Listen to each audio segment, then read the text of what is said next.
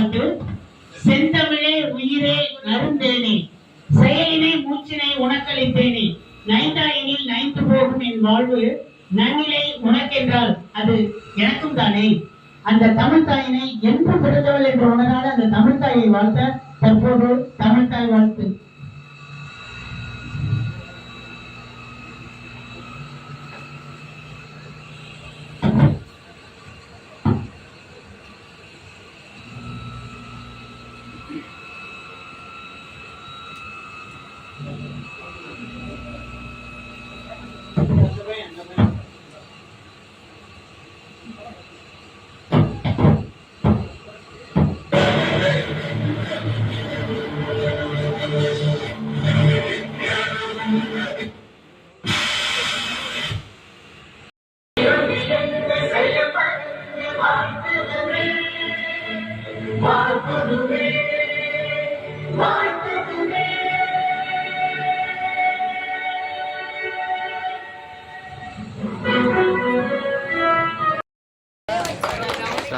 கோயம்புத்தூர்ல குப்பை கொட்டிட்டு இருந்தவங்க.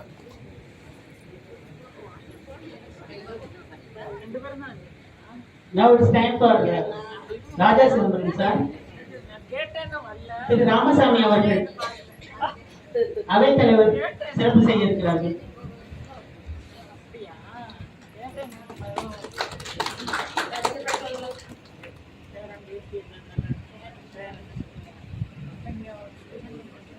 Last but not the least is Mr. Velusamy sir. Velusamy TV Google Rajendran அவர்கள் சங்கத்தின் நிறுவனர் சிறப்பு செய்ய காத்திருக்கிறார்.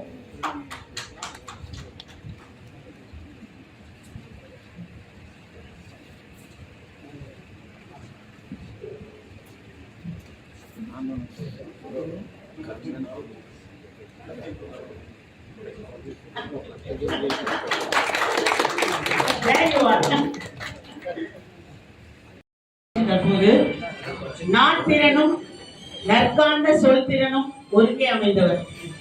இவர் பேசினால் சொல்லுக்கு சொல் அழகு கூடும். இவரது பேச்சில் கவிதை துள்ளும் மரியன துள்ளி ஓடும். கல்லும் கரைந்து கனியாகும், இளங்கன்றும் பால் கடிந்து செவிமடுக்கும்.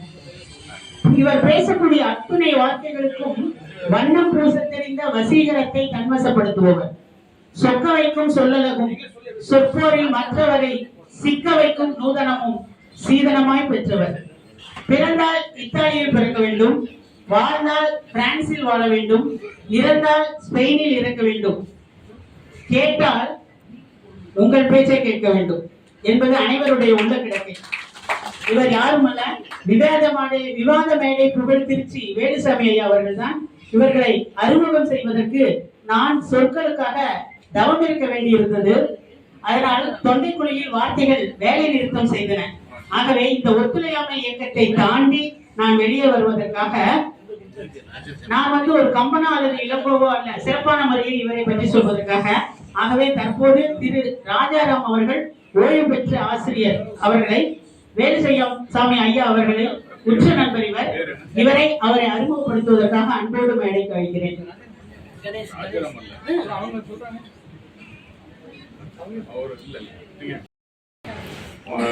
எச்சமாக பணியாற்றி ஓய்வு பெற்று இப்பொழுது SVR மெட்ரிகுலேஷன் ஹையர் செகண்டரி பள்ளியில் பிரின்சிபாலாக பணியாற்றி வருகிறார்கள்.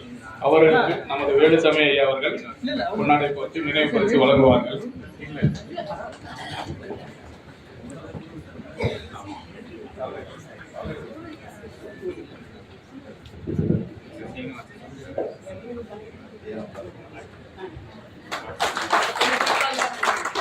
அனைவரும் கரவடி நல்லா இருக்குமாறு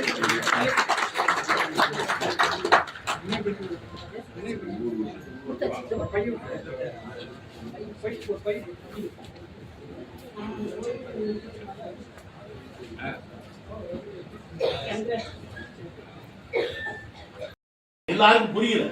அப்படியே அமைதியான மெதுவா நான் பாட்டேன், தம் மாரே தம், அவ்வளவுதான். இதுக்கு எனக்கு முதல் பரிசு. இது மாதிரி பலது வரும். இந்த கல்லூரிகள் டெஸ்ட் பண்ணி பார்த்தாங்க. இதுல கல்லூரியில போய் பார்த்தா, இப்ப நீங்க டீச்சிங் ப்ரொஃபஷனலா இருக்காங்க, உங்களுக்காக நிறைய பேசிட்டு இருக்க மற்றவர்களுக்கு ஒரு முறை வந்து ஆஹா என்ன பண்றாங்கன்னே புரியலையே.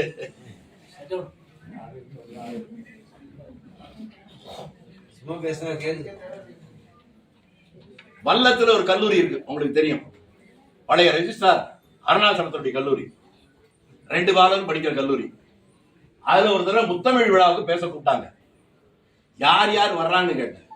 அந்த காலத்துல ரொம்ப ஃபேமஸ் குமரி டிட்டோரியல் காலேஜ் இருக்கும். எம்எஸ் நாடார் ஆள் அப்படி கனமா இருப்பார். சீபா ஆயத்தனாருடைய சகலபாடியம். ஆங்கிலத்தில் எப்படி பேசுவாரோ அதே மாதிரி தமிழ்லையும் பேசுவார். அவரெல்லாம் கூப்பிட்டுருக்கோம் நாங்க. என்னங்க அவ்வளவு பெரிய ஆட்கள்லாம் வந்திருக்காங்க, என்னையும் கூப்பிட்டுருக்கேன்னு இருந்து போயிட்டோம். அவர் வந்திருந்தாரு. அந்த காலத்திலேயே பட்டிமன்றத்துல தமிழ்நாடு முழுக்க பேர் போன ஆவா ராஜகோபாலன் ஒருத்தர் பேராசிரியர், அவரு வந்திருந்தாரு.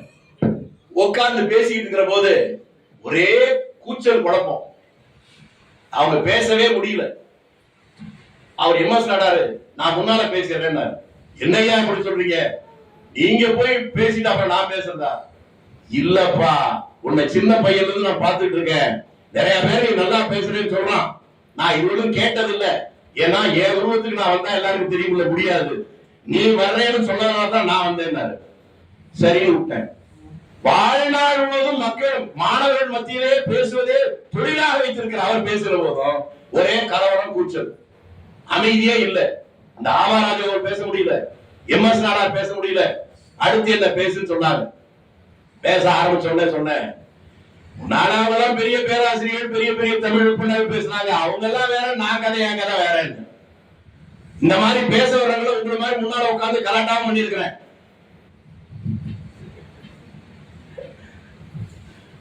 மேடையில இந்த மூலமா கலாட்டா பண்ற மத்தியிலும் பேசி இருக்கிறேன். பேசுறவங்களுக்கு கலாட்டா பண்றவங்க நடுவுல பிரிட்ஜ் மாதிரி 2 பேரையும் சமாதானம் பண்ற இடத்துல இருந்திருக்கேன்.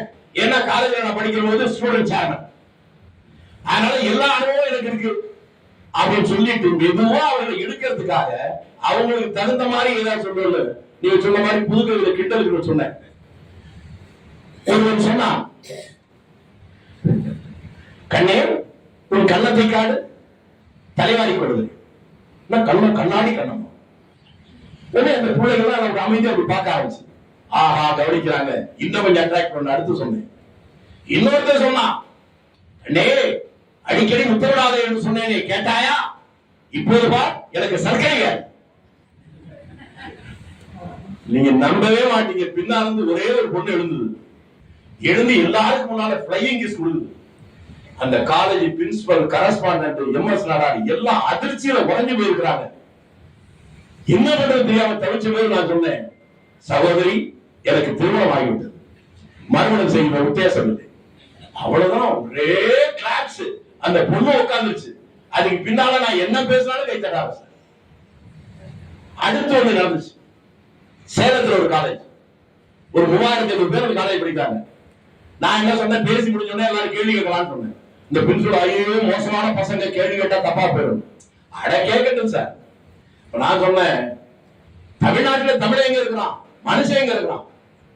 பேசுற நடுவுல போற போக்குல பேசுறது. கன்னியாகுமரி ஒருத்தன் பணத்தை வரலன்னு வச்சுக்க, நீ யாரான்னு கேட்டா ஒருத்தன், நான் பிஷர்மேன் இருக்கிறான், நான் நாடா இருக்கிறான், நான் பிள்ளைமா இருக்கிறான், அப்புறம் வந்தா ரெட்டியா இருக்கிறான், நாயுடு இருக்கிறான், வன்னி இருக்கிறான், கவுண்டர் இருக்கிறான். திருத்தலைவர்கள் என்னால இப்படியே தான் சொல்றாங்க, நான் மனுஷன் ஒருத்தன் சொல்லியே அப்படின்னு. இது பேசி முடிச்சுட்டு உட்கார்ந்த உடனே கேள்வி கேளுன்னா, ஒரு எம்ஏ படிக்கிற ஒரு பொண்ணு தான் இருந்துச்சு. அதான் திரும்பி திரும்பி சொல்ற, பொம்பளை பிள்ளைங்க தான் ரொம்ப டேஞ்சர். அது இருந்துச்சு. கேள்வி வாங்க, ஏதோ சந்தோஷமா கேட்க போகுது. அது கொடுத்து கன்னியாகுமரியில இருந்து திருத்தணி வரைக்கும் போனா மனுஷனையே பார்க்க முடியல. ரெட்டியார பார்க்க முடியுது, செட்டியார பார்க்க முடியுது, கொள்ளையார பார்க்க முடியுது, பன்னியரை பார்க்க முடியுது, தேவேந்திர பார்க்க முடியுது, தேவரை பார்க்க முடியுது அப்படின்னு சொன்னீங்களே, நீங்கள் மனிதனா? எப்படிப்பட்ட கேள்வி. அதே மாதிரி இந்த பிரின்சிபல் என்ன பாக்குறாரு. நான் சொன்னனே கேட்டீங்களா? நான் சிரிச்சு சொன்னேன், ஏமா நான் பேசுறத முழுசு கேட்டியா? அது புரியுது. நான் மனுஷன் எப்பமா சொன்னேன்? அவருக்கு ஒண்ணும் புரியாம பார்த்துச்சு. வாடிய பயிரை கண்டு வாடும் நெஞ்சம் வேண்டும். அந்த சொன்ன வள்ளலார் தான் மனுஷன். நான் மனிதனாக மாற முயற்சிக்கிறேன். அப்புறம் தான் ஒரே கைத்தட்டல். அப்புறம் எனக்கு வேலையே அதே மாதிரி போன வருஷம் எவ்வளவு உன்னிப்பாக கவனிக்கிறாங்கிறது ஒரு உதாரணம். இங்க இருக்கிற பிஷேவர் கல்லூரியில பேச போறோம். அங்கேயும் பேசி முடிச்ச உடனே பழைய சாமிதாஸ் பிரின்சிபல் அவருடைய பொண்ணுதான் இப்ப ஹெட் ஆஃப் தி டிபார்ட்மெண்ட் இருக்கு. சார் வேணாம் சார் வேணாம் சார். ஒடுமா முதல் கேள்வி ஒரு பொண்ணு இருந்துச்சு. நான் இளம் வயதுல இருந்து இதை பார்த்துட்டு இருக்கேன். எங்க வீட்டுல இருக்க பெரியவங்க எல்லாம் நீங்க அரசியல் இருக்குன்னு சொன்னாங்க, பார்த்துக்கிட்டு இருந்தேன். நீங்க இன்னும் அப்படியே தான் இருக்கிறீங்க ஏதோ சொல்லுன்னு வச்சு ஆமா சிரிச்சேன். என் கேள்வி அதல்ல, என்னம்மா நீங்க மோட்டர் சைக்கிள் தான் போயிட்டு இருக்கீங்க, விவரம் தெரிஞ்ச நாள் வந்து. ஆனா உன்னிப்பா கவனிச்சிருங்க, உங்க மோட்டர் சைக்கிள் உங்களுக்கு பின்னால யாரையும் உட்கார வச்சு ஒரு நாள் கூட நீங்க போனதில்லை. யாருமே என்கிட்ட கேட்காத கேள்வி. உடனே அப்பதான் சொன்னேன், இதுவரை யாரையும் சொல்லாத ஒரு விஷயத்த சொல்றேன். நான் சின்ன வயதுல இள வயதுல இருக்க போனா எல்லாரும் உட்கார வச்சு கூட்டு போனேன். எப்போது ராஜீவ்காந்தியுடைய கொலையில் நான் ஒரு சாட்சியாக ஜெயில் கமிஷனுக்கு போறேனோ, அதற்கு பின்னால் என் உயிருக்கே அச்சுறுத்தல் இருக்கிறது, எங்கிருந்து எப்போது யாரிடம் இருந்து வரும் என்று தெரியாது என்று நினைத்தேனோ, அந்த நாளிலேயே நான் முடிவு செய்தேன், என்ன பிரச்சனை வந்தாலும் அது என்னோடு போய்விட வேண்டும். என் பின்னாலே உட்கார்ந்து இருக்கிற யாராவது ஒரு அப்பாவிக்கு அந்த பாதிப்பு வரக்கூடாது என்று நினைத்தேன். அதற்காகத்தான் நான் யாரையும் என் பின்னாலே அமர வைப்பதில்லை. இது கேள்வி கேட்கிறவர்கள் ஒவ்வொன்றும் இந்த மாதிரி பதில் எல்லாம் வரும்.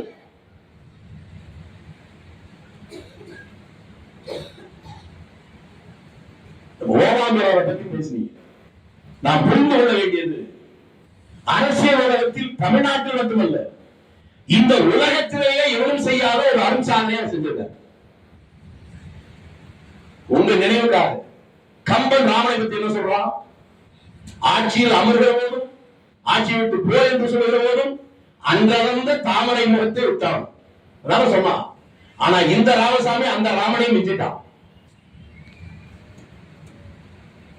ஓமாந்தூராரை முதலமைச்சர் ஆக்க வேண்டும் என்று ஓமாந்தூரார் அப்போது காங்கிரஸ் கட்சியில் ராஜாஜியுடைய ஆதரவாளர். ராஜாஜிக்கும் காமராஜருக்கும் கோஷ்டி மோதல் இருந்தது. காமராஜர் தமிழ்நாடு காங்கிரஸ் கட்சி தலைவர். அவர் ஓமாந்தூரார் பொருத்தமானவர்கள் நினைக்கிறார். ராஜாஜியோட நேரையா போகிறார்.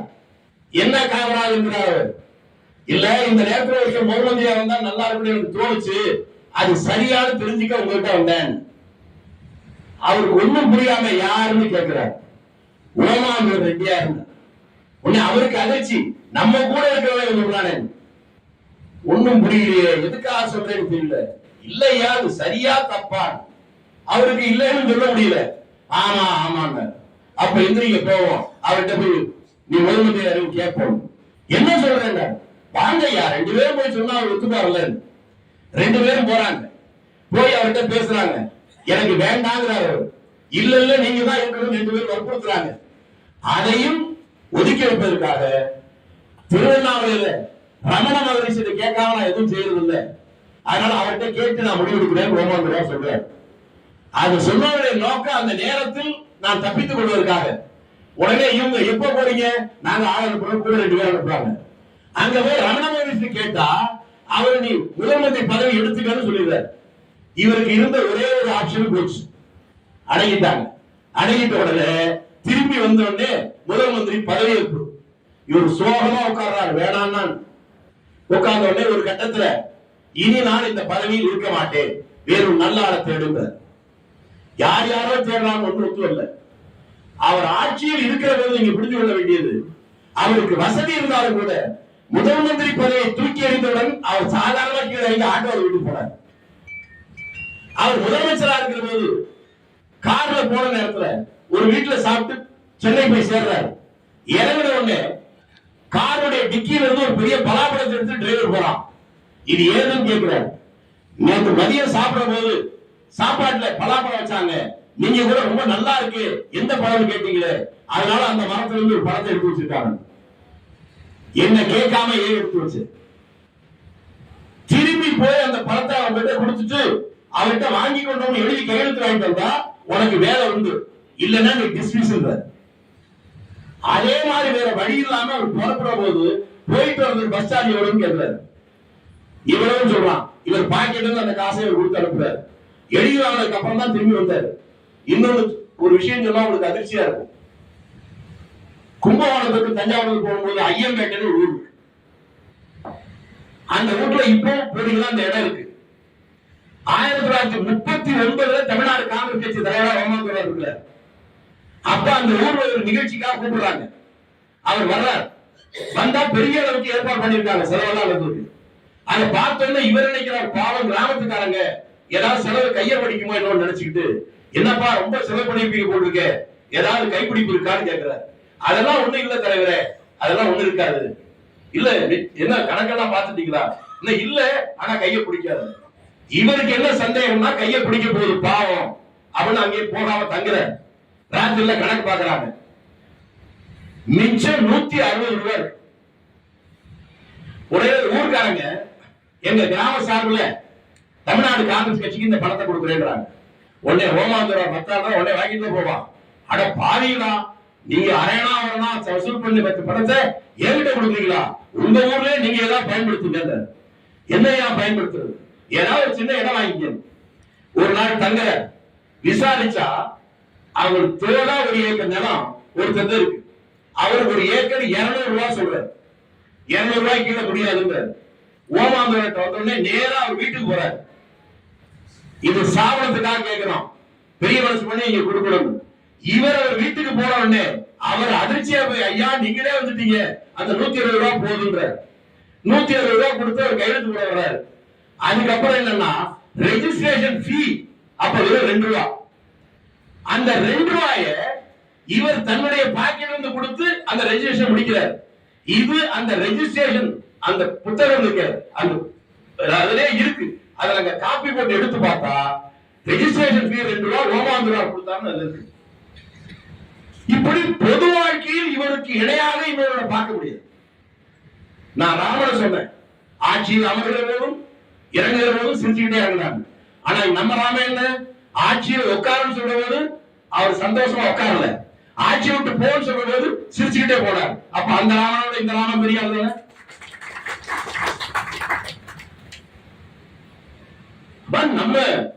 நம்முடைய பின்னணி, நம்முடைய வரலாறு, இதை நாம் புரிந்து கொள்வது. அதை தாண்டி நாம் செய்ய வேண்டிய மிக முக்கியமான ஒன்று, முன்னால் நீங்க சில பேர் கோடிட்டு காட்டீங்க, நீங்க உலகத்தையே கூட காப்பாற்றணும். நம் குடும்பத்தில் நீங்கள் பாசத்தோட எல்லாரும் பழகினாலே அதுவே உங்க வாழ்க்கையில ஒரு மிகப்பெரிய நிம்மதியை உங்களுக்கு தரும். நான் முன்னாலே சொன்னது போல என் வீட்டுலதான் என் தம்பி பிள்ளைங்க, தங்கச்சி பிள்ளைங்க, என் மச்சான் பிள்ளைங்க, என் மனைவியுடைய தங்கச்சி பிள்ளைங்க எல்லாத்தையும் படிக்க வச்சேன். படிக்கிறதுதான் இங்க வந்தோம். என் வீட்டுல மட்டும் இன்னைக்கு 7 பேர் இன்ஜினியரா இருக்காங்க, எல்லாரும் பெரிய பெரிய பதவிகளா இருக்கிறாங்க. ஆனாலும் அவர்கள் எல்லாரும் இன்னைக்கு ஒருத்தர் சொன்னா வேடிக்கையா இருக்கும். என் குழந்தையா பையன் அப்ப 8வது படிக்கிற போது ஊருக்கு போயிட்டு வரான். வரும்போது அழுதுகிட்டே வந்தான். ஏன்டா அழுகுறேன்னு, டாடி நான் வரும்போது அப்பா கூட 4 பேர் இருந்தாங்களா, சித்தப்பா கூட 4 பேர் இருந்தாங்களா, அவருடைய சித்தப்பா நான் போயிட்டு வரேன்னு சொன்னா எல்லாரும் ஷேடி பண்ணி சிரிக்கிறாங்க. நான் புரிஞ்சுக்கிட்டேன், அவருடைய சொந்த அப்பாவே சித்தப்பா தான் 8ஆம் கிளாஸ் படிக்கிறவங்க கூப்பிட்டு இருக்கான். நான் உடனே சொன்னேன், ஒண்ணுமே இல்லடா தம்பி, என்ன டாடி தானே கூப்பிடுறேன், அப்படியே கூப்பிடு. அவரை இனிமே சித்தப்பான்னு அப்பான்னு கூப்பிடுறாங்க. ஆக என் வீட்டில் இருக்கிற பிள்ளைகள் எல்லோரையும் ஒரே மாதிரி நான் பார்த்ததில்லை. இன்று வரை அந்த பிள்ளைகள் யாரும் என்ன அவங்க வேறுபடுத்தி பார்க்க. உலகத்திலேயே மகிழ்ச்சியுடைய உச்சம் என்பது தன்னுடைய பேர பிள்ளைகளோடு விளையாடுவதுதான் என்பதை ஒவ்வொருத்தரும் புரிந்து. கல்யாணம் அன்னைக்கு பொதுக்கூட்டம் பேசினேன். முதல்ல பெண்களுக்கு போதுச்சு, அன்னைக்கு பொதுக்கூட்டம் பேசினேன். அடுத்து எனக்கு பையன் பிறந்தான், மாடல் ஆகதான் பிறந்துட்டானு சொல்றாங்க. ஒரு டர்க்கி டவர் வாங்கிட்டான்னு சொல்றாங்க. நான் பேசிட்டு திரும்புறேன். இப்ப டி.கே. ரங்கராஜன் கம்யூனிஸ்ட்ல 2 எம்பி இருந்தாரு, அவர் மாடியில மேல ஏறாரு. திரும்பி பார்த்தோன்னே, அட பாவி ஒரு நல்ல விஷயம் கேள்விப்பட்டேன், வந்து காலில் விழுந்துச்சு, உடனே நீ தான் பாக்குறேன் அப்படின்னு நான் சொன்னேன். அவர் உடனே நானும் ஒரு நல்ல விஷயத்தோட வரேன்னாரு. என்னன்னு கேட்டேன். தோழர் உமாநாத் உன்னை பாக்குறது கீழே இருக்கிறார். அவர் ரொம்ப மூத்த தலைவர். அடம் இன்னும் அவர் நிக்கிறாரா, என்னையா இப்படி சொல்லி என்ன நல்ல விஷயம் இல்ல, எனக்கு பையன் வந்திருக்காரு இப்பதான் சொன்னாங்க. சொன்ன உடனே திரும்பி பார்த்தா நீ வர. கீழே போய் ஐயா என்னன்னு கேட்டேன். உட்காருங்க. என்ன ஐயா, லால்குடியில பொதுக்கூட்டம் கூப்பிடுறோம், நீயும் வந்தா நல்லா இருக்கணும், அதுக்காக தான் கூப்பிடுறேன்னு. இல்லையா, இப்பதான் எனக்கு பையன் பிறந்தான்னு சொன்னாங்க, அதை பாக்குறேன். அதனால எந்த ஹாஸ்பிட்டல்? உங்க வீட்டுக்கு பக்கத்துல தான் மிஷன் ஹாஸ்பிட்டல். சரி உட்காருங்க, போலாம். இல்ல ஐயா, என்ன சொல்லுங்க? ஒரு டர்க்கி டவர் இருக்குன்னு சொன்னாங்க, லேபர் ஹால்ல இருந்து ரூம் கொண்டு வரதுக்குன்னு. உட்காருங்க, போலாம். அப்பெல்லாம் பெரிய கடைகள் கிடையாது, ஒரே ஒரு பெரிய ஜவுளி கடை இருந்துச்சு. அங்க நிறுத்து போங்க என்றார். நேரா அங்க போனேன். போய் ஹாஸ்பிட்டல் உள்ள போன உடனே பின்னால் வந்து பேப்பர் படிச்சது எடுக்கிறார். செவேன்னு ஒரு பெரிய சேப்பு துண்டு டர்க்கி டவர். இது டர்க்கி டவர் தானே? ஆமா. இது போதும்ல, எடுத்துட்டு போனேன். என் பையன் முதல் அவனை வச்சு கொண்டு வந்த டர்க்கி டவர் உமானாத் கொடுத்த செக்கச்சவே இந்த டர்க்கி டவர் தான். அது கொடுத்து 5 நிமிஷம் கூட இங்க நிக்கல. பாவி மனுஷன், போலாமா அப்படின்னு சரின்னு வந்தேன். 4 மணி கூட்டம் பேசிட்டு வந்தேன். 2 நாள் கழிச்சு சென்னைக்கு போனேன். போகிற வழியில ரயில்ல போற போதே 2 பேரும் பக்கத்துல பேசி வந்தான். அந்தமான பத்தி பேசி வந்தான். எனக்கு அது ஒரு ஈர்ப்பு வந்தோடனே எனக்கு புரியாத விஷயம், அந்தமான இங்கே இருக்கு போல இருக்கு. ஏங்க அந்தமான் போறோம்னா அதுக்கு பாஸ்போர்ட் விசா வாங்கணுமான்னு கேட்டேன். அடையில தம்பி பைத்தியகார மாதிரி பேசுற, அது இந்தியாவுக்குள்ள தான் இருக்கு, அதெல்லாம் தேவையில்லை. போறதுன்னா எப்படி போறது? மாசைக்கு 2 ட்ரிப் கப்பல் உண்டு. நன்கௌரி அப்படின்னு ஒரு கப்பல் மாசைக்கு 2 தடவை போகணும். அது எங்க நிக்கும், எங்க அந்த டிக்கெட் வாங்கணும்? பாரிஸ்ல ஒரு சொன்னாங்க. எங்கூர்ல இறங்கணும்னு ரூம் போடாம கையில பையோட அந்த பாரிஸ் போனேன். அங்க போய் கேட்டோடனே கப்பல் புறப்படுறதுக்கு ரெடியா இருக்கு, பங்கு பயணிக்கு டிக்கெட் இருக்கு, போயணுமான்னு கேட்டாங்க. சரி ஏறிட்டேன். அங்க அந்த வாழ்ல எவனையும் தெரியாது. போகும்போது அப்பதான் இந்த வாழ்க்கையில முதல்ல ஒரு மிகப்பெரிய மாற்றம். 4.5 நாள் பயணம். அது இரவு நேரத்துல நல்ல நிலா வெளிச்சிருந்த நேரம். ராத்திரி 12 மணிக்கு மேல பங்க்ல போய் உட்கார்ந்து பார்த்தா கண்ணு கேட்டவரை எல்லா பக்கமும் தண்ணியா இருக்கு, அலை அடிக்குது, மீன் துள்ளுது. அப்ப ஏற்பட்ட மனமாற்றம் என்பது சாதாரணமான விஷயம் இல்ல. அதோட அங்க போய் இறங்கினேன்.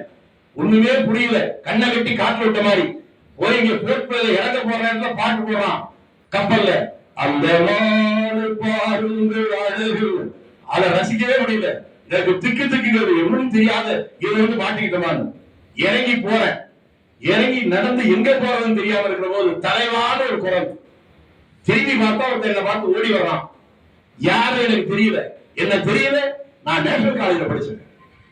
படிக்கிற போதே உங்களுக்கு தெரியுமா இங்க என்ன பண்றேன்னு? நான் வந்து 2 மாசம் ஆச்சு. பிஜேபியில இங்க ஷோரூம் தந்திருக்காங்கல்ல, அதுல நான் தான் மேனேஜர். நல்ல வேலை. உனக்கு இங்க வந்திருக்கே, இங்க யாரு உனக்கு வேண்டியவர்கள்? இங்க ஒருத்தர் எனக்கு வேண்டியவர் இருக்கிறான். யாரு? நீதான். என்ன சொல்ற? எனக்கு யாரையுமே தெரியாது, நான் மட்டும் வந்து தெரியாது. வந்து அங்கே போய் முதல்ல நான் போனது செல்லுலார். அங்க போய் பார்த்த உடனே என்னுடைய மனது ஒரு மாதிரி ஆயிடுச்சு. என்கிட்ட வந்த மிகப்பெரிய மாற்றங்கள்ல சமூகத்துல அதுவும் உண்டு. அங்க இருக்கிற ஒவ்வொரு தியாகிகளும் எப்படி எல்லாம் வேலைப்பட்டாங்க, கஷ்டப்பட்டாங்க, எப்படி இருந்தாங்க. இந்த உலகத்திலேயே அப்படிப்பட்ட ஒரு சிலை கிடையாது. 7 விங்கு இருக்கும். ஒரு பாதையை தவிர வேற எப்படி எந்த போக முடியாது. எல்லாமே கடல்ல தான் குதிக்கணும். அப்படி இருக்கும். ஒரு ரூம்ல இருந்து எந்த சூழ்நிலையும் இன்னொரு ரூம்ல இருக்கிற ஒரு கைதியுடைய முகத்தை கூட பார்க்க முடியாது. அவங்க அடிக்கிறது உதைக்கிறது எல்லாம் இன்னமும் அப்படியே வச்சிருக்கிறாங்க. அதெல்லாம் நினைக்கிறது புல்லரிக்குது. இந்த ஸ்கூல்ல இந்த போர்டு மாட்டுறதுக்கு ஸ்டாண்ட் வச்சிருப்பாங்கல்ல, அது போல ஸ்டாண்ட். 2 கையையும் நீட்டி வச்சு 2 கையிலையும் கப் போட்டுக்குவான், இடுப்புல கப் போட்டுருவான், கழுத்துல கப் போட்டுருவான், நிர்வாணமா அடிக்க வச்சு பெரம்புல அடிக்கிறது தான் இருக்கிறது. அதெல்லாம் அப்படியே வச்சிருக்காங்க. இதெல்லாம் பார்த்து ஒவ்வொன்னே தெரிஞ்சு போய் ஒவ்வொரு இடத்துல இருக்கிற சம்பவத்தை பார்க்க எனக்கு அங்கிருந்து வர முடியல. அங்கிருந்து ஒரு தந்தி கொடுக்குற வீட்டுக்கு எங்க போயிருக்கேன்னு உங்களுக்கு தெரியாது. கடைசியா 2 மாசம் ஆச்சு. ஒவ்வொரு தீவுக்கா போயிட்டு வந்தேன். 2 மாசம் கழிச்சு தான் திரும்பி வர்றேன். திரும்பி வந்து ஊருக்கு வந்தா நான் எங்க போயிருக்கேன்னு யாருக்கும் தெரியாது. அங்க இருந்து போனும் பண்ண முடியாது. அப்பதான் அந்த வசதியெல்லாம் இல்லை. நான் போட்டு அடிச்ச தந்தி நான் வந்திருக்க என் கையிலே விடுறான். இப்படித்தான் என் வாழ்க்கை போச்சு. என் குடும்பம் ஒழுங்கா போனா வீட்டுல இருக்க சம்சாரம் ஒத்து போனதுனால, இல்லைன்னா உன் கூட எவன்டா குடும்பம் நடத்துறா சொல்லியிருந்தா என்ன ஆகும்? அதனால நம்ம வீட்டுல இருக்கக்கூடிய பெண் பிள்ளைகளை நாம் பாசத்தோடு அவர்களிடம் பழகினாலே அவர்களுக்கு மட்டுமல்ல, நமக்கு மட்டுமல்ல, நம்முடைய குடும்பத்திற்கும் நம்முடைய எதிர்கால சந்ததிகளுக்கும் அதை விட மிகப்பெரிய பலம் இல்லை. நான் இன்னைக்கு என்ன நினைக்கிறேன்னா, அவர் அண்ணனா தம்பியா தெரியலன்னு கேட்டாரு. இப்பதான் அவர்கிட்ட வயசு கேட்டேன். அவர் என்ன 70 தாண்டல, எனக்கு வயசு 76.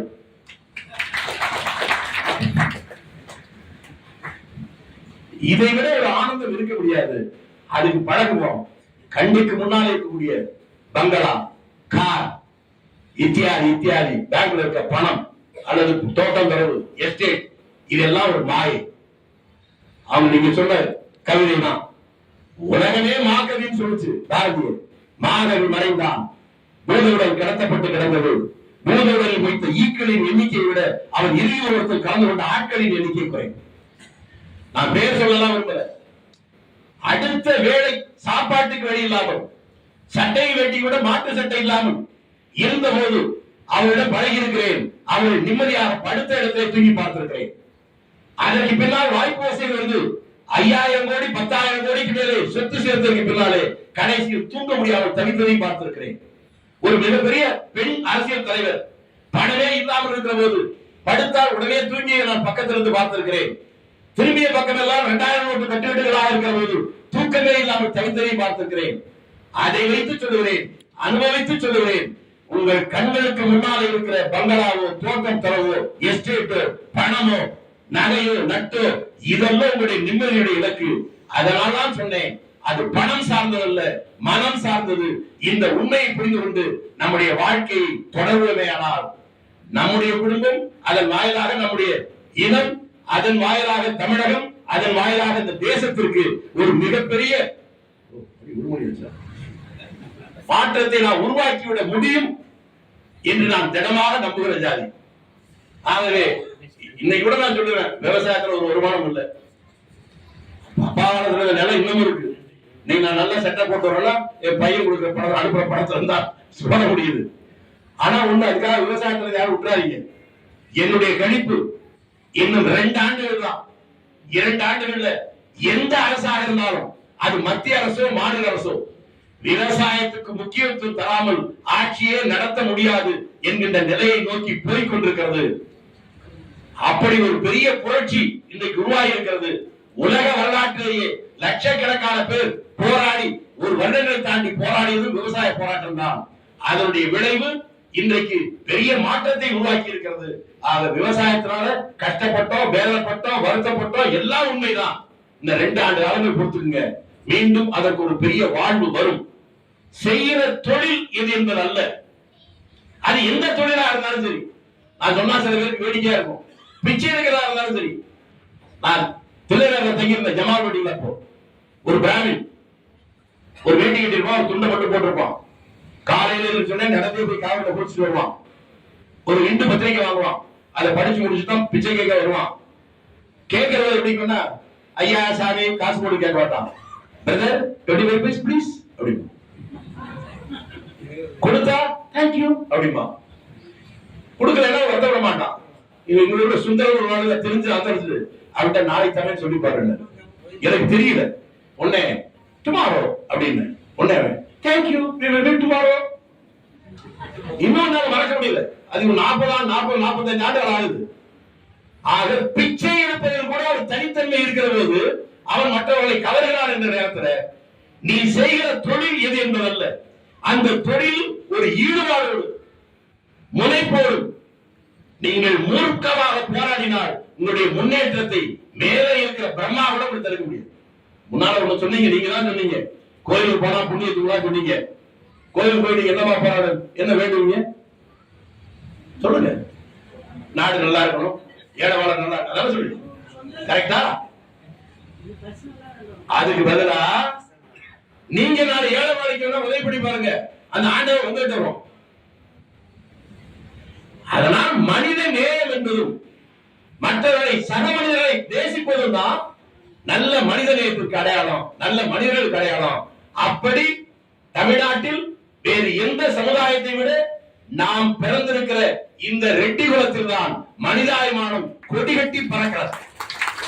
அந்த பெருமையை, அந்த புகழை, அந்த கீர்த்தியை குறையாமல் அதை இன்னும் பலப்படுத்துவதற்கு நீங்களும் நானும் நாமும் எல்லாம் ஒன்றாக சேர்ந்து அந்த பெருமையை காப்பாற்றுகிற வகையில் நாம் நடந்தாலே போதும். நாம யாரையும் கெடுக்க நினைக்கிறது இல்ல, யாரையும் அடிக்க வேண்டிய அவசியம் இல்ல. நாம் நம்முடைய பணியை சிறப்பாக செம்மனே செய்தாலே தானாக மற்றவர்கள் நம் வழிக்கு வருவார்கள்.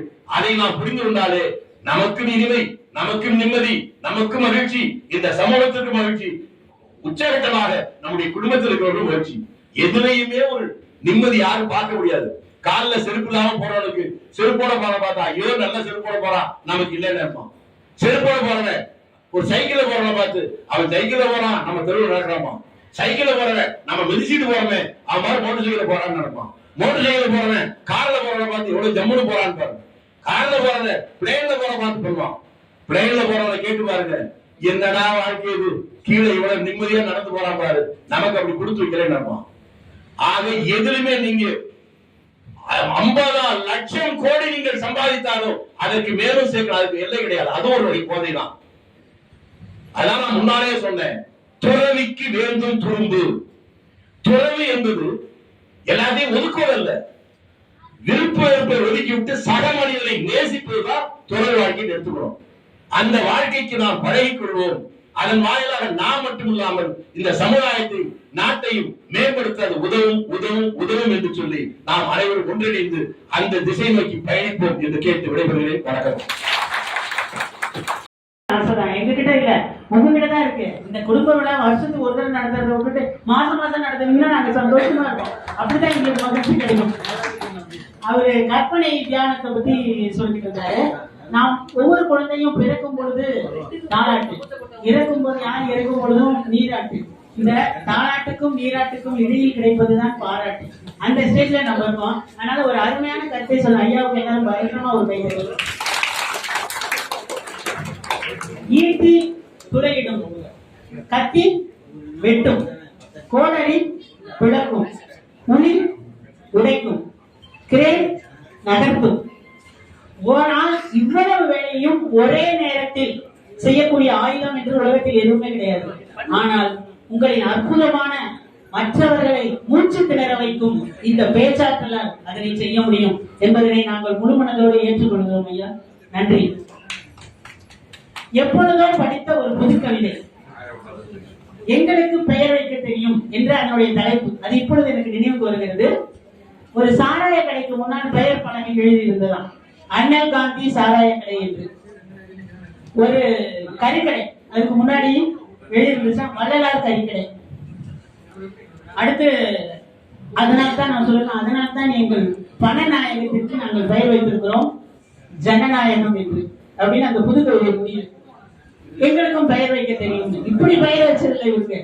அவருடைய பெற்றோர்கள் ஒரு தீர்க்கதரிசி பாறையில் எப்படி ஆடுவோமே கொண்டு பாடுவோமே ஆனந்த சுதந்திரம் அடைந்து விட்டோம் என்று சுதந்திரம் அடைவதற்கு முன்பே பாரதியார் பாடினாரோ அது போல பிற்காலத்தில் இவர் எப்படி இருப்பார் என்பதை தீர்க்கதரிசி பார்வையில் பார்த்து அவருக்கு பெயர் வச்சிருக்காங்க புண்ணியமூர்த்தி என்று. அவர் பிறந்த இந்த பெற்றோர்கள் அவரது உள்ளம் அறிந்து சுதந்திரத்துக்கு முன்பே பாரதி பாடியதை போல எழுதினான்னு சொன்னேன். இது உண்மையிலேயே அவருக்கு ஒரு காரண பெயர் என்பது நமக்கு கண்கூடு. காணக்கியநல்லூரில் பிறந்த இவர் கீரனூரில் காவேரி என்ஜினியரிங் ஒர்க்ஸ் என்ற தொழிற்சாலையை நடத்தி வருகிறார். திருச்சி மாவட்ட சிறு மற்றும் குறு தொழில் சங்கத்தின் தலைவராக மிகச் சிறப்பாக பணியாற்றி வருகிறார். தற்போது திருச்சி மாநகர ரெட்டிநல சங்கத்தின் தலைவராக தண்ணீர் இல்லாது பணியாற்றி வரக்கூடிய தலைவர் அவர். அனுதினமும் கிறிஸ்டின் கட்டிடம் நடைபெறும் பொழுது அந்த செயல் வேலை நடந்து கொண்டிருந்த பொழுது அங்கு தவறாமல் சென்று அருமையான ஆலோசனைகளை வழங்கி இவரது உழைப்பில் கட்டிடம் சிறப்பாக கட்டப்பட்டது என்பது குறிப்பிடத்தக்க ஒரு செயலாகும். முன்னிலை உரை நிகழ்த்த முகமலர்ச்சியோடு ஐயா அவர்களை மேடைக்கு அழைக்கிறோம்.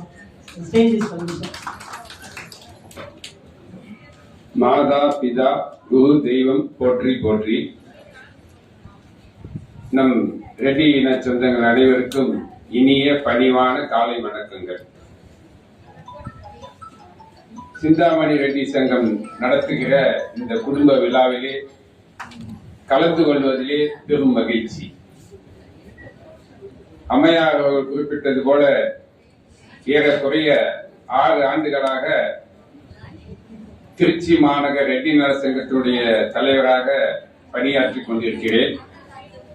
இருந்த பொழுதும் முதன்முறையாக இங்கே சிந்தாமணியினுடைய குடும்ப விழாவிலே கலந்து கொள்கிறேன். அப்படி என்றால் 6 வருடமாக அவர்கள் நடத்தவில்லை என்று நான் நினைக்கிறேன். சரியா? ஓகே. இந்த குடும்ப விழாவிற்கு வரவேற்புரையேற்றுள்ள அண்ணன் தேவராஜ் அவர்களே, எங்களை எல்லாம் உற்சாகப்படுத்திக் கொண்டு அவரும் உற்சாகமாக பணியாற்றிக் கொண்டிருக்கிற அண்ணன் கண்ணன் அவர்களே, பொருளாளர் மற்றும் தலைவர் ரெட்டினல் ட்ரஸ்ட் அவர்களே, புதிதாக பொறுப்பேற்று இங்கே சிறப்புரையாற்றியுள்ள தம்பி மனோகரன், தலைவர் மாவட்ட ரெட்டினல் சங்கம் அவர்களே,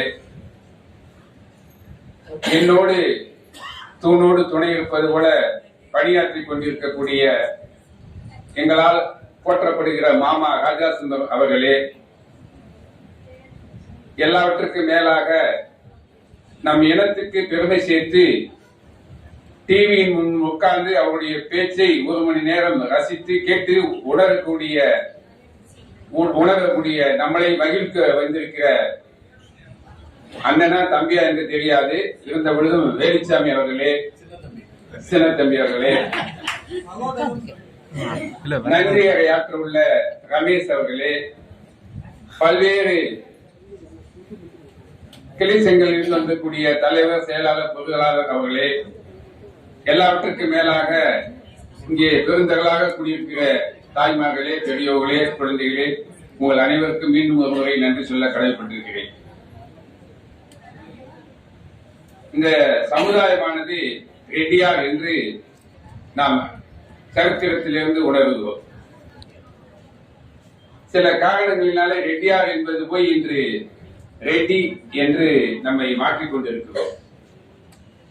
இந்த ரெட்டியார் என்கிற இந்த சமுதாயம் வரலாற்று நூல்களை பார்ப்போமானால் நாம் எல்லாம் ஆந்திராவிலிருந்து வந்தவர்கள், தெலுங்கு பேசக்கூடியவர்கள், அனைவரும் விவசாயத்து குடும்பத்தைச் சேர்ந்தவர்கள். ஆனால் இன்று தெலுங்கு பேசுவதை நாம் மறந்துவிட்டோம் என்பதை நான் அடிக்கடி வருத்தத்தோடு தெரிவித்துக் கொள்கின்றேன். ஏனென்று சொன்னால், தெலுங்கு பேசக்கூடிய செட்டியார் அவர்களோ நாயுடுமார் அவர்களோ இன்றும் தொடர்ந்து பேசிக் கொண்டுதான் இருக்கிறார்கள். நாம் அதை செய்யவில்லை. இந்த சமுதாயம் எப்படி என்பதெல்லாம் அம்மையார் அவர் கூட குறிப்பிட்டார்கள். சுதந்திர இந்தியாவிலே தமிழகத்தினுடைய முதல் முதலமைச்சராக இருந்தவர்கள் நம்முடைய ஓபிஆர் அவர்கள். எளிமை என்றால் அவரை விட வேற யாரும் இருந்திருக்க முடியாது. சென்னை மாகாணம் என்று சொல்லக்கூடிய அன்றைய நிலையிலே தமிழ்நாடு, கேரளா, ஆந்திரா, பாண்டிச்சேரி உள்ளடக்கியது, கர்நாடகாவுடைய ஒரு பகுதி எல்லாம். அந்த முதலமைச்சராக இருந்த பொழுது சில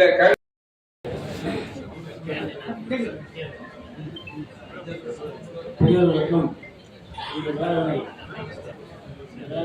வந்திருக்கும் திருச்சி மாவட்டத்தின் சங்கங்களில் வந்திருக்கும் செயலாளர் பொருளாளர்களுக்கும் சித்தாமை சங்கத்தில் இருந்து வந்திருக்கும் அனைத்து பெரியவர்கள், தாய்மார்கள், குழந்தைகள் அனைவருக்கும் எனது பணிவான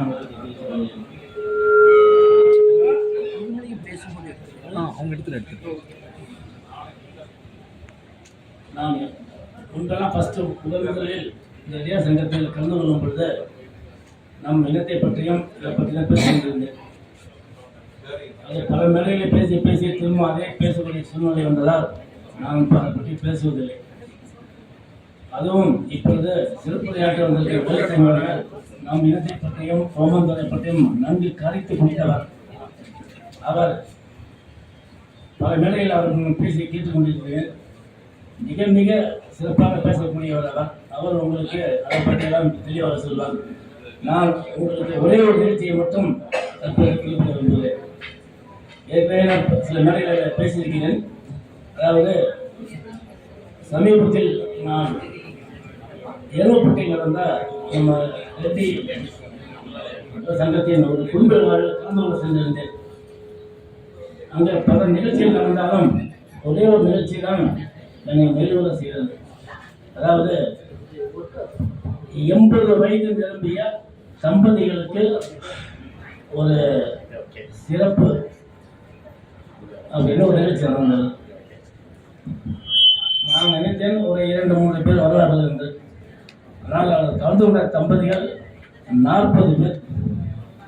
40 தம்பதிகள். ஒரு இடம் நானே அசந்து விட்டேன். 40 தம்பதிகள் 80 வயதை கடந்து இருப்பது ஒரு ஆச்சரியமான நிகழ்ச்சி. அந்த காலத்தில் நிச்சயமாக ஒரு 17-12 வயதில் திருமணம் செய்திருப்பார்கள். கிட்டத்தட்ட 60 வயதுக்கு திருமணமாகி 60 வயதுக்கு மேல் அவங்களுக்கு கண்டிப்பாக இருக்கும். அவர்கள் முகத்தில் எந்த விதமான ஒரு கவலையோ ஒரு எது கோபம் எதுவுமே கிடையாது. அப்படியே சிரித்த முகத்தம் வைக்கிறார்கள். அதுக்கு என்ன காரணம்? அனைவரும் விட்டு கொடுத்து ஒருவரை புரிந்து கொண்டு செல்வதால் அந்த ஒரே ஒரு காரணத்தால் மட்டும்தான் அது சாத்தியம். இல்லாவிட்டால் அது சாத்தியமில்லை. அதை தான் உங்களுக்கும் சொல்ல விரும்புகிறேன். விட்டு கொடுத்தீர்கள் என்றால் நிச்சயமாக 80 வயதை தாண்டி 90 வயதிலும் நீங்கள் உங்கள் கணவன் சிறப்பாக இருக்க முடியும். அதான் நான் மீண்டும் மீண்டும் வலியுறுத்துகிறேன். சண்டை வந்தனா சண்டை போடாதீங்க, அமைதியாக இருங்க. நீங்கள் பெண்கள் அமைதியாக இருந்தாலே அந்த ப்ராப்ளம் சால்வ் ஆகிடும். என்ன சொல்கிறேன், அந்த கடவுள் அடிக்கிறதோ இல்லை நீங்களே கடவுள் அடிக்கிறதோ வேண்டாம். அமைதியாக இருங்க. சாப்பாடு நோக்கி வைங்க, அவங்களே சாப்பிட்டோம். அப்போ கடவுள் கேட்பாரு, இந்த கடைசியை நான் சொல்லாதேன்ட்டு. நான் என்ன சண்டையே ஆரம்பிக்கலாம், அந்த நான் கடைசியாக சொல்லாத கேட்குறீங்களே அப்படின்னு சொல்லிட்டு அதை முடிச்சிருங்க. அவ்வளோதான் சொல்கிறது. அமைதியாக இருந்து நீங்கள் இருந்து ஒற்றுமையாக இருங்க. கண்டிப்பாக வளர்ச்சி நிச்சயமாக பிள்ளை இருக்கும் என்று நம்பிக்கை விடைபெறுகிறேன். நன்றிமா.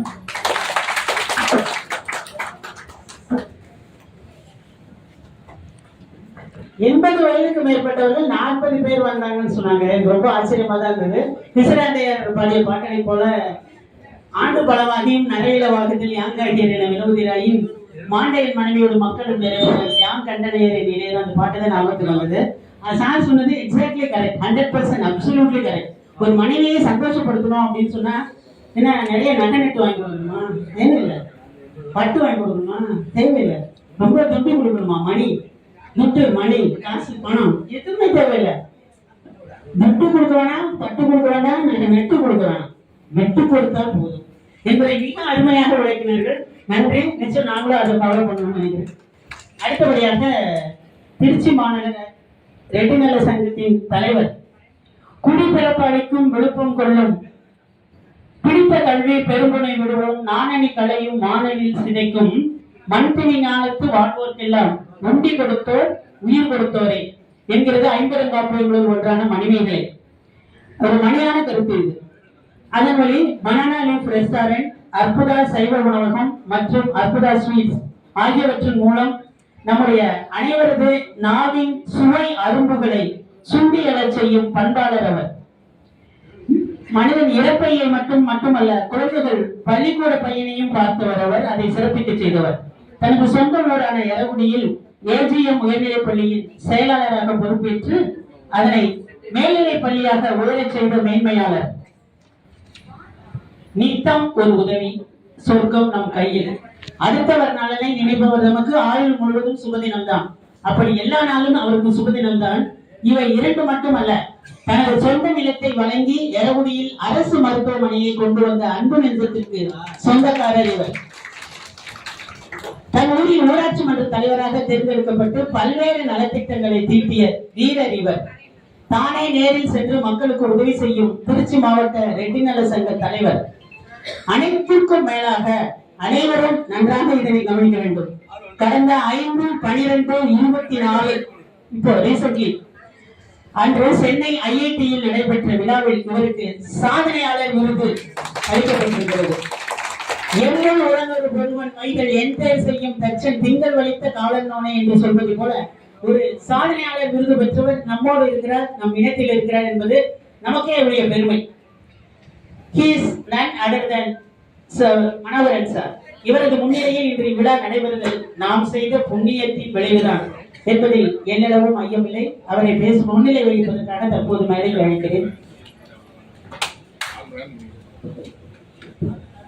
இந்த மகிழ்ச்சியான காலை வேளையில் சிந்தாமணி ரெட்டிநல சங்க கூட்டத்திற்கு இங்கே வருகை புரிந்துள்ள என் உயிரோடு கலந்த சகோதரர்களே, சகோதரிகளே, அனைவருக்கும் வணக்கம். வாழ்க வளமுடன்.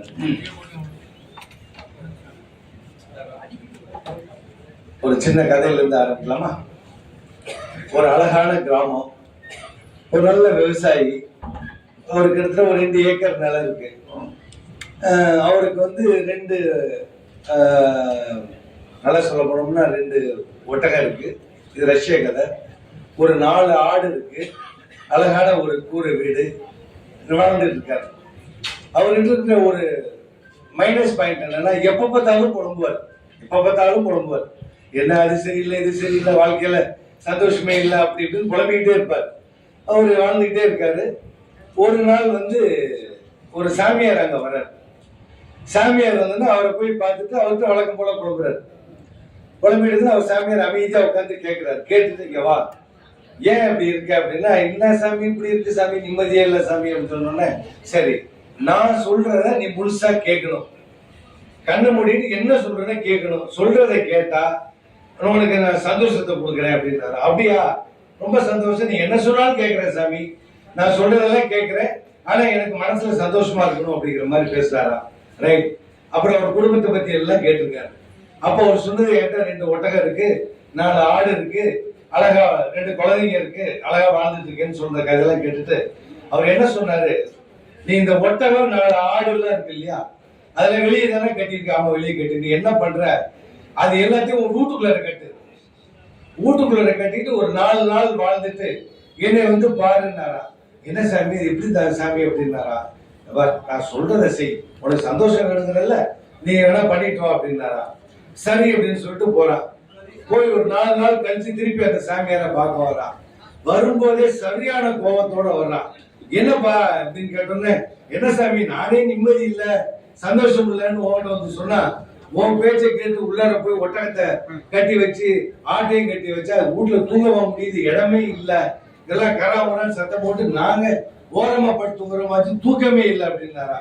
அமைதியா சிரிச்சுக்கிட்டே கேட்டு, நீ என்ன பண்ற, அந்த 2 ஒட்டகத்தை வெளியில கட்டு, ஒரு 4 நாள் கழிச்சு இந்த என்ன பாரு அப்படின்னாரா. சரிங்க சாமி நீங்க சொல்றீங்க அப்படின்ட்டு திருப்பி போயிட்டு 4 நாள் வாழ்ந்துட்டு திருப்பி வர்றான். வரும்போது முதல்ல இருந்து கோவம் இல்ல, இருந்தாலும் அந்த வருத்தம் இருந்தது. என்னப்பா எப்படி இருந்ததுனாரா. இல்ல முன்னாடி வந்து தூக்கமே இல்லை சாமி, இந்த ஒட்டகத்தை வெளியே கட்டுற இடம் கொஞ்சம் பரவாயில்ல, நல்லா படுக்க முடிஞ்சது, இருந்தாலும் அந்த ஆட்டை புழுக்கையை போட்டுக்கிட்டு மூத்த தூக்கி எங்க சாமி தூக்கமே இல்லை அப்படின்னாரா. அப்புறம் திருப்பி ஒரு வார்த்தை சொன்னாரா, இங்க பாருப்பா, அந்த 4 ஆட்டையும் வெளியே கட்டிட்டு 4 நாள் கழிச்சு நீ வந்து பாரு அப்படின்னாரா. சரி சாமி என்னமோ சொல்றப்போ அப்படின்னு சொல்லிட்டு திருப்பி போறான். 4 நாள் கழிச்சு திருப்பி கடைசியா வர்றான். வரும்போதே முகத்துல அவ்வளவு சந்தோஷம், ரொம்ப சந்தோஷமா வர்றான். என்னப்பா திடீர்னு என்ன அவ்வளவு சந்தோஷமா இருக்கு அப்படின்னாரா. சாமி வாழ்க்கையிலே இந்த 4 நாள் தான் நிம்மதியா தூங்குனேன் சாமி, ஒட்டக தொல்லை இல்ல, ஆட்டு தொல்லை இல்ல, ரொம்ப நிம்மதியா தூங்குனேன் அப்படின்னாரா. அப்ப அமைதியா கேட்டுட்டு, எப்பா 5 நாளைக்கு முன்னாடி என்னை பார்க்க வரும்போது இப்படிதானப்பா இருந்த அப்படின்னாரா. அப்பதான் அவனே திருத்தணும் முடிச்சானா. நானும் உங்களை கேட்கிறேன் சகோதர சகோதரிகளே, மனிதர்களுக்கு சந்தோஷம் என்பது எங்கிருந்து வருகிறது? எங்கிருந்து வருது? மனுஷனுக்கு சந்தோஷம் எங்க இருந்து வருது? நம்ம கிட்ட இருந்து தான் வருது. அவ சின்ன பொண்ணு சொல்றாங்க, பெரியவங்க திருத்தணும் பண்ணுறாங்க. ரொம்ப சந்தோஷம், வாழ்க்கைங்கிறது சந்தோஷங்கிறது உருவாகுற எங்க இருந்து? நம்ம கிட்ட இருந்து தான் உருவாகுது. நம்ம பார்க்கிற பார்வை தான் நமக்கு சந்தோஷத்தையும் கொடுக்குது, நம்ம பார்க்கிற பார்வை தான் நமக்கு துக்கத்தையும் கொடுக்குது. அப்ப நம்மளே நம்ம சந்தோஷப்படுத்திக்கிட்டே எப்படி இருக்கும்? ஏன்னா வேற வழி இல்லை. எல்லாம் பிள்ளை பத்தாச்சு, எல்லாம் வேலைக்கு போயிடுச்சு, வயசான காலத்துல வீட்டுல உட்காந்துருக்கோம். இருக்கிற காலத்தை எப்படி ஓட்டுறது? நம்ம சந்தோஷமா ஓட்டுறதுக்கு என்ன வழி? எனக்கு தெரிஞ்சு நானும் கத்துக்கிட்ட அனுபவத்தை உங்களோட நான் ஷேர் பண்ணிக்கிறேன். எனக்கு வந்து நித்திய, அதாவது ஜக்கி வாசுதேவ், பாலுகள் ஒன்று, வேதாந்தி, எல்லா கிளாஸும் போய் நான் அட்டன் பண்ணுவேன். அட்டன் பண்ணிட்டு உடனே வீட்டுக்கு வந்து தியானம் பண்ணி பார்ப்பேன். தியானம் பண்ணி மனசு லெவல்ல எப்படி வாழலாம் அப்படின்னு சொல்லிட்டு ட்ரை பண்ணி பார்ப்பேன். மனசை ஒருநிலைப்படுத்தணும் பாங்க. ஆனா உட்கார்ந்தா ஒருநிலைப்படுத்தவே முடியல. அது பாட்டு மனசு கொட்டிக்கிட்டே இருக்கு. போராடி தோத்து போய், சரி ரைட்டு 60 வயசுக்கு மேல வயசான காலத்துல தியானம் பண்ணுவோம் அப்படின்னு சொல்லிட்டு தள்ளி போட்டுக்கிட்டே இருந்தேன். எல்லா சாமியாரையும் போய் பார்த்தாச்சு, நித்யானந்தா கூட போய் பார்த்தா அவரையும் கட்டி பிடிச்சாச்சு. ஏன்னா ஆனா ஒன்றும் பலன் இல்லை. ஒரு அமைய வாழ்க்கை ஓடிட்டு இருந்தது. கொரோனா காலம், அப்ப வீட்டை விட்டு வெளியவே போக முடியாத ஒரு காலகட்டம். அப்படி ஒரு காலகட்டத்துல வாழ்ந்து இருக்கும்போது அப்ப யூடியூப்ல பார்க்கும்போது ஒரு சின்ன பாயிண்ட்ஸ், ரஜினிகாந்த் சொன்ன ஒரு பாயிண்ட், மறக்க முடியாத ஒரு அனுபவம். தியானம் பண்ணணுமா, ரொம்ப ஈஸி, கண்ணை மூடி 5 நிமிஷம் உட்காரு அப்படின்னா. இது கொஞ்சம் ஈஸியா இருந்தது, ஏன்னா இது வெற்றி தோல்வி கிடையாது பாரு. கண்ணை மூடி தியானம் பண்ணணும் தான் கஷ்டம், முடியலையேங்கிற கோபம், அதனால தோத்து போயிட்டேங்கிற உணர்வு. அமைதியா 5 நிமிஷம் உட்காருன்னா இது ஈஸியா தானே இருக்கு, பரவாயில்லையே, வேற வழி இதான் பண்ணுவோமே, ஏன்னா கொரோனாவை விட்டு வெளியே போக முடியாது. ஸோ காலையில சாமியெல்லாம் கும்பிட்டுட்டு அமைதியா உட்காந்து பத்மாசனத்துல உட்காந்து கண்ணை மூடி உட்காந்து தியானம் பண்றதுக்கு உட்காந்து ஒரு 10 நிமிஷம் உட்காருவோம் அப்படின்னு சொல்லி ட்ரை பண்ணேன். ட்ரை பண்ணும்போது உண்மையிலேயே 10 நிமிஷம் ரொம்ப கஷ்டமா இருக்கு. ரொம்ப 5 நிமிஷத்துக்கு ஒருதே கண்ணை தொட்டு பாக்குற மாதிரி இருந்தாலும் டைட் ஆகிட்டு திருப்பி உட்காந்து 10 நிமிஷம் அப்படியே எண்ணங்கள். அப்புறம் நாள் ஆக ஆக எண்ணங்கள் வெளியே கொட்டிக்கிட்டே இருக்குது. அதை தொடர்ந்து வெளியில போனாலும் முடியல, அதுக்குள்ள உண்மையா ஒரு எண்ணம் வந்துருது. ஒரு 10-15 நாள் என்ன கத்துக்கிட்டேன் அப்படின்னா, கண்ணை மூடி உட்கார கத்துக்கிட்டேன். ஆனா தியானம்னு ஒண்ணு கத்துக்க முடியல. அப்ப மனசுக்குள்ள அமைதியா உட்கார்ந்து கண்ணை மூடி உட்கார உட்கார எனக்கு கிடைச்ச பலன் என்னன்னா, ஒரு மனசுல ஒண்ணு ஓடிச்சு. என்ன, நம்ம சாமி கும்பிடும் போது நம்ம இறைவனை வேண்டுறோம் இல்லையா, ஒரு கோரிக்கை எல்லாம் வைக்கிறோம்ல. ஒரு 25-30 வருஷமாவே ஒரு கோரிக்கை வைப்பேன். எப்ப என்னோட 25 வயசுல ஆரம்பிச்ச அனுபவம், சாமி உள்ள போன உடனே எல்லோருக்கும் நல்லவனாகவும், நல்லவனுக்கு நல்லவனாகவும், கெட்டவனுக்கு நல்லவனாகவும், கெட்டவனை திருத்தி நல்லவனாகவும் வாழ வேண்டும் இறைவான்னு சொல்லிட்டு வந்துடுவேன். இறைவனுங்கிறதெல்லாம் எனக்கு பெரிய நம்பிக்கை கிடையாது, மனசாட்சி தான் இறைவன். ஆனாலும் சாமி முழுவதும் திருநெல்லாம் வைப்போம், அது வேற. பட் மனசுக்குள்ள உள் மனசு சொல்ற விஷயம் வந்து அதை அவர்கிட்ட சொன்னா எனக்குள்ள சொல்ற மாதிரி அதை சொல்லிட்டு வந்துடுவேன். காலப்போக்கில் கொஞ்சம் ட்ரெயினுக்கு கம்பார்ட்மெண்ட் சேர்ற மாதிரி அம்மா அப்பாவெல்லாம் நன்றி கடன் சொல்ல ஆரம்பிச்சேன். அதுக்கப்புறம் மகான்கள் எல்லாம் சேர்க்க ஆரம்பிச்சேன். அதுக்கப்புறம் குலதெய்வத்தை சேர்க்க ஆரம்பிச்சேன். கடைசியில பார்த்தா ஒரு 4 நிமிஷம் சாமிக்கு முன்னாடி நின்று அப்படியே படப்படன்னு சொல்லிட்டு வந்துடுறது ரொட்டீனா. இது என்னோட பழக்கம். இந்த தியானத்துல 10-15 நாள் உட்காரும் போது நான் கத்துக்கிட்ட அனுபவம், நம்ம இங்க உட்காந்து எதையுமே பண்ண முடியல, பேசாம அங்க என்ன சாமி கிட்ட சொல்றோமோ அதை இங்கேயே சொல்லிடலாமே அப்படின்னு மனசுல பட்டுச்சு. அமைதியா உட்காந்து ரைட் அப்படின்னு சொல்லிட்டு அமைதியா உட்காந்து அங்க சாமி கிட்ட சொல்றதுக்கு பதிலா பத்மாசனத்துல உட்காந்து கண்ணை மூடி நினைக்க ஆரம்பிச்சேன். அம்மா அப்படின்னு நினைக்க ஆரம்பிச்ச உடனே அம்மாவோட உருவம் கண்ணு முன்னாடி வந்தது. அப்ப கொஞ்சம் சந்தோஷமா இருந்தது. உடனே அப்பாவை நினைக்க ஆரம்பிச்சேன், அப்பாவோட உருவம் கண்ணு முன்னாடி வந்தது. தாத்தாவோட உருவம் கண்ணு முன்னாடி வந்தது. அதுக்கப்புறம் அப்படியே மகான்களை புட்டபர்த்தி சாய்பாபா, சீரடி சாய்பாபா, ராமகிருஷ்ண பரமஹம்சர், ஆதிசங்கரர், ஜகிவா எல்லாரையும் நினைக்க அவங்க உருவம் கண் முன்னாடி வந்தோடனே அன்னைக்கு மனசுக்கு ரொம்ப சந்தோஷமா இருந்தது. அந்த 10 நிமிஷம் போனதே எனக்கு தெரியல. அதை விஷுவலைஸ் பண்ணது, நினைக்கிறத கண்ணு முன்னாடி விஷுவலைஸ் பண்ணும்போது ரொம்ப மகிழ்ச்சியா இருந்தது. அந்த 10 நிமிஷம் ரொம்ப நல்லா போச்சு. அப்படியே 1 மாசம் 1.5 மாசம் வந்து கண்ணு மூடி உட்காந்து 10 நிமிஷம் அழகா டைம் போச்சு, மகிழ்ச்சியா இருந்தது. ஆனா அமைதியா உட்கார உட்கார மனசுக்குள்ளார கண்ணு மூடி உட்கார உட்கார உள்ளோட மனசாட்சியோட பேசக்கூடிய உணர்வுகள் கிடைக்க ஆரம்பிச்சது. அப்பதான் ஒண்ணு தோணுச்சு, திருவண்ணாமலைக்கு அடிக்கடி போவேன். வருஷம் ஒரு தடவை போய் 14 கிலோமீட்டர் சுத்திட்டு வருவேன். யாருக்கும் போக மாட்டேன், நம்ம தனியே சுத்திட்டு வருவேன். திருவண்ணாமலை போனா என்னன்னு தோணுச்சு. தியானத்திலேயே கண்ணை மூடி தியானத்துல அன்னைக்கு திருவண்ணாமலை ஸ்டார்ட் பண்ணேன். அந்த தெய்வத்தை முதல்ல நினைக்கும் போதே என்ன அறியாம ஓம்ங்கிற ஒரு சவுண்ட் எனக்குள்ளார வந்தது. நானே சொல்ல ஆரம்பிச்சேன். மனசுக்கு ரொம்ப சந்தோஷமா இருந்தது. இறைவன் கண்ணு முன்னாடி அப்படியே தெரிஞ்சார். அதுக்கப்புறம் அப்படியே படிப்படியா அப்படியே 14 கிலோமீட்டர் ஒவ்வொரு இறைவனையும், அக்னி லிங்கம், யமலிங்கம், நிருதிலிங்கம், சூரியலிங்கம், எல்லா லிங்கத்தையும் அப்படியே, சந்திரலிங்கம், குபேரலிங்கம், எல்லா லிங்கத்தை அப்படியே நினைக்க ஒரு 4 நாள்ல எல்லா லிங்கமும் கண்ணு முன்னாடி வந்துச்சு. ஒரு 20 நிமிஷம் அழகா போச்சு. அப்ப ரொம்ப மகிழ்ச்சியா இருந்தது. எதுக்காக நான் சொல்றேன் சகோதர சகோதரிகளே, நம்ம எல்லாரும் வீட்டுலதான் இருக்கோம். நிறைய பேர் இனிமே வயசான காலம் எப்படி காலத்தை ஸ்பெண்ட் பண்றது, முதல்ல நம்மளே நாமே மகிழ்ச்சி ஆக்கிக்கலாமே. நம்ம நினைக்கிறத விஷுவலைஸ் பண்ணும்போது அது ரொம்ப மகிழ்ச்சியா மனசுக்கு சந்தோஷத்தை கொடுக்குது. நான் சில இதை கத்துக்கிட்ட பாடம், அமைதியா உட்காந்து சமயத்துல கண்ண மூடி நானே சிஎம் ஆயிருப்பேன், நானே பிஎம் ஆயிருப்பேன், பிஎம் ஆகி சட்டத்தெல்லாம் போடுவேன். அது ஒரு சந்தோஷம். நம்ம செய்ய முடியாத விஷயத்த அந்த நாடு பூரா இருக்க மாதிரி. அது ஒரு சின்ன எக்ஸாம்பிள் வேணா சொல்றேங்க. இப்ப காவேரி பாலத்துல ஒரு ட்ரெயின்ல பாலம் கட்டுறாங்க. இந்த பாலத்தை 2 வருஷமா கட்டிருக்காங்க. நான் கண்ணு முன்னா நான் அடுத்த செகண்ட் அந்த பாலத்துல நான் வந்து பயணம் செய்யலாம். சோ அந்த அளவிற்கு நம்ம மனசுக்குள்ள அந்த ஒரு என்ன ஓட்டங்கள் நம்மளால ஓட்ட முடியும். சோ அந்த என்ன நீங்க ஆசைப்படுறீங்களோ அதை விஷுவலைஸ் பண்ணுங்க. அதாவது கண்ணு முன்னாடி சினிமா மாதிரி ஓட விட்டு பாருங்க. மனசு சந்தோஷமாகுது, உடல் பூரிக்குது.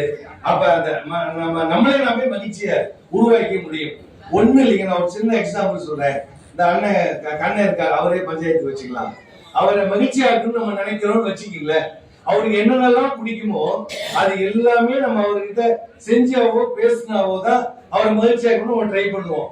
ஆனா நம்ம தான் நினைச்சிட்டு இருக்கோம் அவர் அடி மனசுல காலையில இருந்து மகிழ்ச்சியா இருந்தாதான் நம்ம சொன்னோம்னா அவர் மகிழ்ச்சி ஆவார். அதுவே அவர் பெரிய சோகம் உள்ளுக்குள்ள இருக்குது, இன்னைக்கு வந்துட்டாரு, நம்ம எல்லாரும் அவரை மகிழ்ச்சியாக்க ட்ரை பண்றோம்னா என்ன நினைப்பாரு, சரி ஏதோ இவங்க எல்லாம் போராடுறாங்க சிரிச்சு வைப்போம், அப்படிதான் சிரிப்பாரு ஒழிய மனசார சிரிக்க முடியுமா? யாரையும் அவ்வளவு ஈஸியா மகிழ்ச்சி படுத்த முடியாது. ஆனால் நம்மை நாமே மகிழ்ச்சியை உருவாக்கி கொள்ள முடியும். இதுக்கு பேரு தான் கற்பனை தியானம் அப்படின்னு ஒரு கான்செப்ட் எனக்கு உருவாச்சு.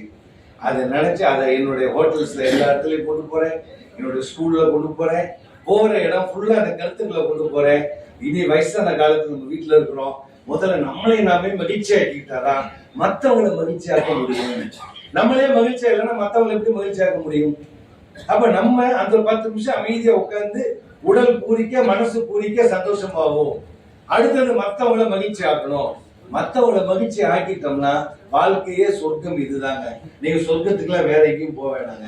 அது எப்படி சார் மத்தவங்களை மகிழ்ச்சி ஆக்குறது? ஒண்ணு இல்லைங்க, ரொம்ப சிம்பிள்ங்க. எல்லா உயிரையும் ஒரே உயிரா பாருங்க, அவ்வளவுதாங்க, எல்லாம் மகிழ்ச்சி ஆயிடும். யாரையும் போட்டியாவோ பொறாமையாவோ யாரையும் குறையா பார்க்காதீங்க. குறையா பார்க்கும்போது நிம்மதி போகும். அவங்கள பாராட்ட பழகுங்க, எல்லாரையும் சிரிச்ச முகத்தோட பாராட்டுங்க. வாழ்க்கையில இந்த பாராட்டுனாவே எல்லாருக்கும் கஷ்டமா இருக்குது. புருஷன் முதல்ல பொண்டாட்டிய பாராட்ட பழகணும், பொண்டாட்டி முதல்ல புருஷனை பாராட்ட பழகணும். அதுதான் ரொம்ப கஷ்டமா இருக்குது. பாராட்டுனா ரொம்ப ஏறிக்கணும், நம்மளை நாமே தப்பா புரிஞ்சுட்டு இருக்கோம். சகோதர சகோதரிகளே, அதை தூக்கி எறிங்க. முதல்ல வீட்டுல பாராட்டுங்கிற ஒரு கான்செப்ட ஸ்டார்ட் பண்ணுங்க. அப்பா பிள்ளைய பாராட்டுங்க, பிள்ளைங்க அப்பாவை பாராட்டுட்டும், நண்பர்களை பாராட்ட பழகுங்க. ஏங்க பாராட்டு அப்படின்னா, நான் ஒருத்தரை பாராட்டுன்னு நினைக்கிறேன்னா நினைக்கும் போதே நான் சந்தோஷமாவேன். நான் ஒருத்தரை குறை சொல்லணும்னு நினைக்கிறேன் அப்படின்னா குறை சொல்லணும்னு நினைக்கும் போதே எனக்கு சந்தோஷம் போயிடுது. இன்னைக்கு நம்ம எல்லாரும் என்ன பண்றோம், வீட்டுல இருக்கவங்க எல்லாருமே தான் பிள்ளைகிட்ட இருக்க குறைய சரி பண்றோம் அப்படிங்கிறதுக்காக குறைய பேசி பேசி நம்மளே நிம்மதியை இழந்து அவங்களையும் நிம்மதி இழக்க வைக்கிறோம். அதனால குறைகளா வர்றத கூட பாராட்டுதல் மூலமா நீங்க கொண்டு வந்தீங்கன்னா நிச்சயமா அவங்கள மகிழ்ச்சியாவும் வச்சுக்க முடியும், அவருடைய குறைகளையும் சரி செய்து கொள்ள முடியும். எனவே சகோதர சகோதரிகளே, அமைதியாக 10 நிமிடம் உட்கார்ந்து கண்ணை மூடி நீங்க நம்ம ஆசைப்பட்டதை இதுவரைக்கும் அடைய முடியாத விஷயங்களை கூட நீங்க விஷுவலைஸ் பண்ணி அடைஞ்சி அந்த 10 நிமிஷம் சந்தோஷமா இருக்கலாம். அது நடக்குது நடக்கல, அந்த 10 நிமிஷம் மகிழ்ச்சியா இருக்க முடியும். அதே மகிழ்ச்சியோடு மற்ற உயிர்களை ஒரே உயிராக பாவித்து அனைவரையும் பாராட்ட பழகுங்கள். நம்மை சுற்றி இருக்கக்கூடிய அனைத்து பகுதியுமே நமக்கு சந்தோஷமாக தெரியும். அனைவரும் நம்மோடு பாசமாக இருப்பார்கள், அனைவரும் பாராட்டுவார்கள். இதுவே வாழ்க்கையின் ரொம்ப சிம்பிளா எளிமையா சொர்க்கத்தோட வாழக்கூடிய தன்மை என்று கூறி வாய்ப்பு கொடுத்த சிந்தாமணி சங்கத்திற்கு நன்றி கூறி விடைபெறுகிறேன். வணக்கம், வாழ்க வளமுடன்.